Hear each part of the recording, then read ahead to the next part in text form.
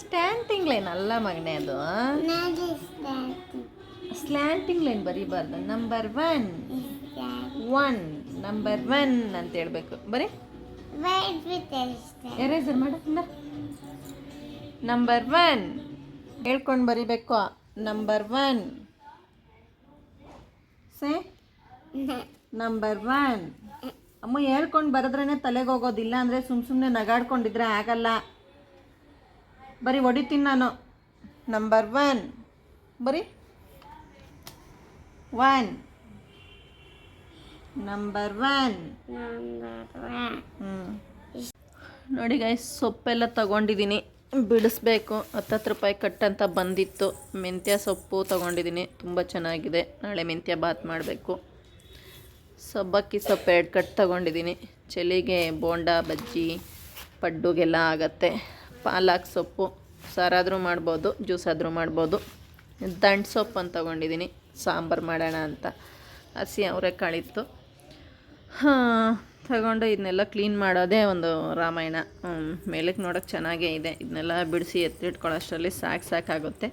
ಇట్లాಗೆ ಮಗಳಿಗೆ ನಂಬರ್ ಕೊಟ್ಟಿದ್ದಾರೆ, ಓದಿಸ್ತಾ ಇದ್ದೀನಿ, ಬರೆಸ್ತಾ ಇದ್ದೀನಿ. ಮಗ ಆ ಕಡೆ ಎಕ್ಸಾಮ್ ನಡೀತಾ ಇದೆ, ಓದ್ಕೊತಾ ಇದ್ದಾನೆ. ಡೈಲಿ ಏನಾದರೂ ಪ್ರಿಪೇರ್ ಮಾಡೋಣ ಅಂದ್ಕೊತೀನಿ. ಇದೇ ಸರಿ ಆಗುತ್ತೆ. ಮಕ್ಳ ಹತ್ರ ರೆಡಿ ಮಾಡು, ಸ್ಕೂಲಿಗೆ ಕಳಿಸು, ಅದು ಮಾಡು ಇದು ಮಾಡು. ಪಾಲಕ್ ಸೊಪ್ಪಲ್ಲಿ ನಿಮಗೆ ಮಕ್ಳಿಗೆ ಕೊಟ್ಟರೆ ತುಂಬಾ ಒಳ್ಳೆಯದು. ಇದರಲ್ಲಿ ಐರನ್ ಕಂಟೆಂಟ್ ಜಾಸ್ತಿ ಇರುತ್ತೆ. ಸೊಪ್ಪು ಒಂದು ಸಾರಾದರೂ ಮಾಡಿ, ಇಲ್ಲಾಂದರೆ ಪಾಲಕ್ ಜ್ಯೂಸ್ ಮಾಡಿ ಕುಡಿದ್ರೆ ಐರನ್ ತುಂಬ ಒಳ್ಳೆಯದಾಗುತ್ತೆ. ಎಬೋ 30+ ಆಗಿರೋ ನಮಗೂ ಸಹ ನಾನು ಸಾಂಬಾರ್ಗಿಂತ ಪಾಲಕ್ ಸೊಪ್ಪಿಂದು ಜ್ಯೂಸ್ ಜಾಸ್ತಿ ಮಾಡ್ತಾಯಿದ್ದೀನಿ ನಡುವೆ. Every 3 days once 4 days once ನಾನು, ಯಜಮಾನ್ರು, ಮಕ್ಕಳು ಎಲ್ಲ ಅದ್ರ ಜೊತೆಗೆ ಸ್ವಲ್ಪ ನಿಂಬೆಹಣ್ಣು, ಸ್ವಲ್ಪ ಶುಂಠಿ ಹಾಕ್ಬಿಟ್ಟು ಜ್ಯೂಸ್ ಮಾಡಿಬಿಟ್ರೆ ಸಖತ್ತಾಗಿರುತ್ತೆ. ಸೋದಿಸ್ಕೊಂಡಾದರೂ ಕುಡಿಬೋದು, ಹಾಗೆ ಆದರೂ ಕುಡಿಬೋದು. ಇನ್ನು ದಂಟು ಸಾಂಬಾರ್ಗೇ. ಇದು ಸಬ್ಬಕ್ಕಿ ಬಂದುಬಿಟ್ಟು ಬೋಂಡ ಮಾಡಿದ್ರೆ ಸಖತ್ತಾಗಿರುತ್ತೆ, ಇಲ್ಲ ಪಲ್ಯ ಮಾಡ್ಕೊಂಡು ತಿಂದರೂ ಚೆನ್ನಾಗಿರುತ್ತೆ. ಮೆಂತ್ಯ ಬಾತ್ ಮಾಡೋಣ ಅಂತ ತಗೊಂಡಿದ್ದೀನಿ. ಶುಗರ್ಗೆಲ್ಲ ಒಳ್ಳೆಯದು. ಮೆಂತ್ಯ ಹಾಕ್ಬಿಟ್ಟು ರಾಗಿ ದೋಸೆ, ರೊಟ್ಟಿ ಎಲ್ಲ ಮಾಡ್ತಾರೆ. ನಾನು ಸ್ವಲ್ಪ ರೊಟ್ಟಿಗೆ ಇಟ್ಬಿಟ್ಟು ಸ್ವಲ್ಪ ಮೆಂತ್ಯ ಬಾತ್ ಮಾಡೋಣ ಅಂತ ತಗೊಂಡಿದ್ದೀನಿ. ಮಾಡಬೇಕಾದ್ರೆ ವಿಡಿಯೋ ಮಾಡಿ ಶೇರ್ ಮಾಡೋಣ ಅಂದ್ಕೊತೀನಿ. ಟೈಮೇ ಸಾಕಾಗಲ್ಲ ಗೈಸ್. ನೋಡೋಣ ಬನ್ನಿ ಮುಂದೆ ಏನು ಮಾಡ್ತೀನಿ ಅಂತ ತಿಳಿಸ್ಕೊಡ್ತಾ ಇರ್ತೀನಿ. ಅಪ್ಪನಿಗೆ ಕೈ ನೋವು ಅಂತ ಹಾಸ್ಪಿಟ್ಲಲ್ಲಿ ತೋರಿಸಿದ್ವಿ. ಅವ್ರಿಗೆ ಸ್ವಲ್ಪ ಫಿಸಿಯೋಥೆರಪಿಗೂ ಹೇಳಿದರು, ಜೊತೆಗೆ ಆಯಿಂಟ್ಮೆಂಟ್ನ ಅಪ್ಲೈ ಮಾಡಿ ಮಸಾಜ್ ಮಾಡಿ ಅಂತ ಹೇಳಿದರು. ಡೈಲಿ ಮಾಡ್ತಾ ಇದ್ದಿದ್ದಕ್ಕೆ ನಾನು ಹೆಂಗೆ ಹಚ್ತೀನೋ ಅದೇ ಥರ ಅಪ್ಲೈ ಮಾಡ್ತೇನೋ ಅದೇ ಥರ ನೋಡಿಕೊಂಡು ಮಗಳು ಅಪ್ಪನಿಗೆ ಆಯಿಂಟ್ಮೆಂಟ್ ಹಚ್ತಾಯಿದ್ರು. ಅವರಪ್ಪನಿಗೆ ಫುಲ್ಲು ಖುಷಿ, ನನ್ನ ಮಗಳು ನನಗೆ ಆಯಿಂಟ್ಮೆಂಟ್ ಹಚ್ತವ್ರೆ ಅಂತ ಫುಲ್ ಖುಷಿ ಪಡ್ತಾಯಿದ್ರು. ನಾನು ಯಾವ ಥರ ಅಪ್ಲೈ ಮಾಡಿ ಅದನ್ನ ಸ್ಪ್ರೆಡ್ ಮಾಡಿ ಮಸಾಜ್ ಮಾಡ್ತೀನೋ ಅದೇ ಥರ ಮಗಳು ಮಾಡ್ತಾಯಿದ್ರು. ಮಕ್ಕಳೇ ಹಾಗಲ್ವಾ, ನಾವೇನು ಕೆಲಸ ಮಾಡ್ತೀವೋ ಅದನ್ನ ನೋಡಿಕೊಂಡು ಅದೇ ಥರ ಫಾಲೋ ಮಾಡ್ತಾಯಿರ್ತಾರೆ. ಅದಕ್ಕೆ ದೊಡ್ಡವರು ಎಚ್ಚರಿಕೆಯಿಂದ ಕೆಲಸ ಮಾಡಬೇಕು ಮಕ್ಕಳಿರಬೇಕಾದ್ರೆ ಅನ್ನೋದಕ್ಕೆ ಇದೇ ಎಕ್ಸಾಂಪಲ್ಲು. ನೋಡಿ ನಾನು ಯಾವ ಥರ ಅಪ್ಲೈ ಮಾಡ್ತಿದ್ದೆ ಅಂತ 2-3 ಸರಿ ನೋಡ್ಕೊಂಡಿದ್ಲು. ಅದೇ ಥರ ಈಗ ಅಪ್ಪನಿಗೆ ಮಗಳು ಬೆನ್ನಿಗೆಲ್ಲ ಆಯಿಂಟ್ಮೆಂಟ್ ಹಾಕಿ ಅದನ್ನ ಹಚ್ಚಿ ಮಸಾಜ್ ಮಾಡ್ತಾ ಇದ್ದಾಳೆ.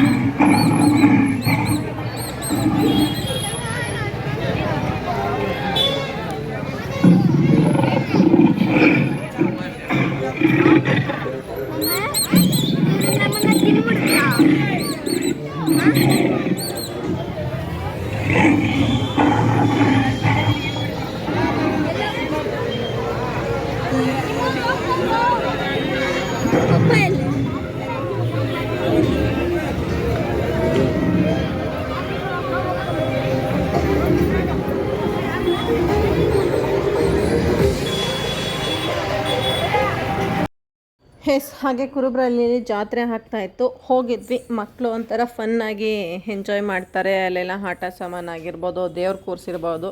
ದೊಡ್ಡಮ್ಮ ಚಿಕ್ಕಮ್ಮನ ಜಾತ್ರೆ ಆಗಿತ್ತು. ಸಖತ್ತಾಗಿ ಡೆಕೋರೇಷನ್ ಮಾಡಿದ್ರಿ ಈ ಸರಿ. ಅಲ್ಲಿ ಗೊರಿಲ್ಲ ಆಗಿರ್ಬೋದು, ಪಾಂಡ ಆಗಿರ್ಬೋದು, ಲೈಟಿಂಗ್ಸ್ ಆಗಿರ್ಬೋದು, ದೇವ್ರ ಅಲಂಕಾರ ಆಗಿರ್ಬೋದು, ಸಿಕ್ಕಾಪಟ್ಟೆ ಇಷ್ಟ ಆಯಿತು.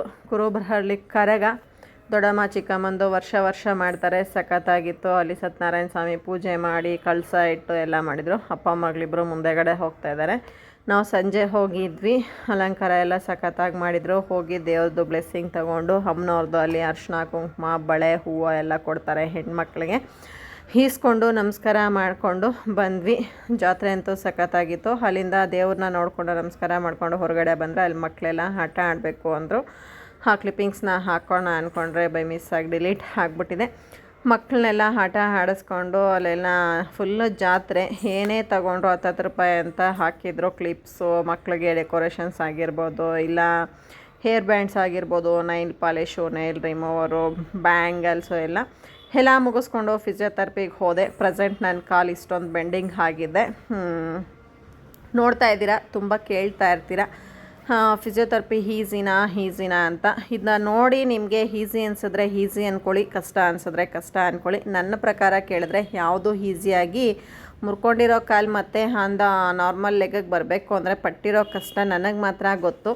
ನೋಡ್ತಾ ಇದ್ದೀರಾ, ಕಾಲು ಹಾಗೆ ಹೇಳಿದ್ರೆ ಪೇಯ್ನ್ ಆಗುತ್ತೆ. ಹಾಗೂ ಈಗ ಕಟ್ಟಾಕ್ಬಿಟ್ಟು ಕಾಲನ್ನ ಈ ಥರ ಲಬ್ಬರ್ ತೊಗೊಂಡು ಮೂವ್ ಆನ್ ಮಾಡ್ಕೊತಾ ಇದ್ದೀನಿ.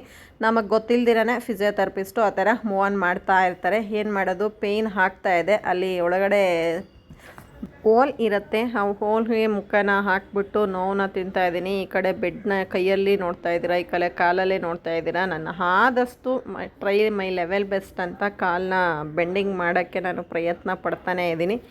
ಎಷ್ಟು ದಿನ ಅಂತ ಹೀಗೆ ಇರೋದು, ಸಾಧ್ಯನೇ ಆಗ್ತಾಯಿಲ್ಲ. ನಾರ್ಮಲ್ಲೇ ಒಂದು ಸರಿ ಪೆಟ್ಟಾದಮೇಲೆ ಅದು ಎಷ್ಟೇ ನಾವು ಪ್ರಯತ್ನ ಪಡ್ತೀವಿ ಅಂದರೂ ಏಟೇ ಗೈಸ್. ಪೇಯ್ನ್ ಆಗುತ್ತೆ. ನೋಡ್ತೀನಿ ನಾನು ಈ ಸರಿ ಸ್ಟೆಪ್ಸ್ ಎಲ್ಲ ಯಾವ ಥರ ಇಳಿತೀನಿ ಅಂತ. ನಾನು ನಡಿಬೇಕಾದ್ರೆ ನಾನು ಪರ್ಫೆಕ್ಟ್ ಅಂತ ಅಂದ್ಕೊಂಡ್ರು ಸ್ವಲ್ಪ ಇನ್ನೂ ಕುಂಟೋ ಲೆವೆಲಲ್ಲೇ ನಡೀತಾ ಇದ್ದೀನಿ. ಬಟ್ ನನ್ನನ್ನು ತುಂಬ ಜನ ಕೇಳ್ತಾ ಇದ್ದೀರಾ ಯಾವ ಥರ ಎಲ್ಲ ಎಕ್ಸಸೈಸು ಹೆಂಗೆ ಮಾಡ್ತಾಯಿದ್ದೀರಾ, ಪ್ರೆಸೆಂಟ್ ಯಾವ ಸಿಚುಯೇಷನಲ್ಲಿದ್ದೀರಾ ಅಂತ. ಅಂಥವ್ರಿಗೆ ಈ ವಿಡಿಯೋನ ಶೇರ್ ಮಾಡ್ತಾಯಿದ್ದೀನಿ. ನೋಡ್ಕೊಳ್ಳಿ, ಪ್ರೆಸೆಂಟ್ ಈ ಕಂಡೀಷನಲ್ಲಿದ್ದೀನಿ.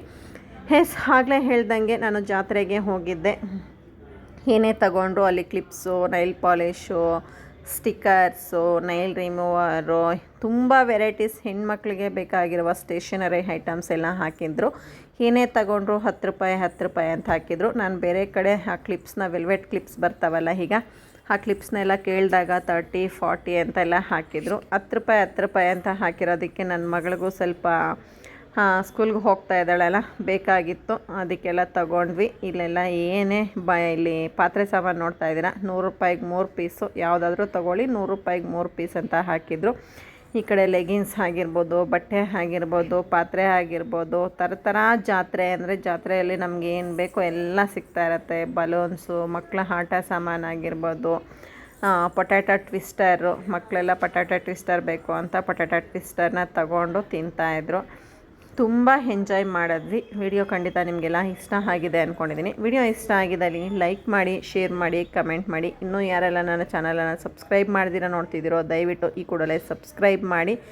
ಇನ್ನಷ್ಟು ಇಂಟ್ರೆಸ್ಟಿಂಗ್ ವಿಡಿಯೋಸ್ಗಾಗಿ ಪ್ರಿಯಾ ಪ್ರಪಂಚ ಯೂಟ್ಯೂಬ್ ಚಾನಲನ್ನು ಸದಾ ವೀಕ್ಷಣೆ ಮಾಡಿ. ಧನ್ಯವಾದಗಳು.